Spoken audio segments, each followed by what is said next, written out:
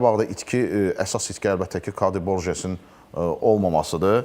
İndi Kadinin mövqeyində kim oynayacaq? Montiel mi, Yankoviç mi? Mən düşünürəm Yankoviç oynanacaq. İstənilən halda Yankoviç. Bəli, sadəcə yəqin Yankoviç milli komandadan gəlmişdi. Ola bilsin yorğunluğu olub, ola bilsin mikrozədəsi olub. Ona görə onu start heyətinə buraxmadı Sumqayıta qarşı. Müdafiənin solunda Toral mı oynayar, Elvin mi oynayar? Mən düşünürəm Elvin oynayacaq, əgər Elvin hazırdırsa. Toralda problem odur ki, Toral biraz çox incə futbolçudur, aqressivlik çatmır. Xüsusən də standart vəziyyətlərdə müdafiə olunarkən. Bu Sumqayıtla maçda da höccəti saxlaydı, höccət qol vurdu. Sonra İslandiyalı maçda deyəsən oyunçunu buraxdı, qol vurdu.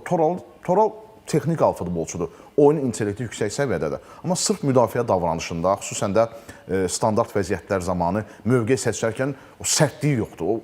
Tez onu rəqib futbolçu özündən aralaya bilir, onun gözündən yayına bilir. Toralın ən böyük çatışmazlığı odur. Uğurlar arzuluruq Qarabağa və bir xal gətirə bilsə Neapoldan əla olar.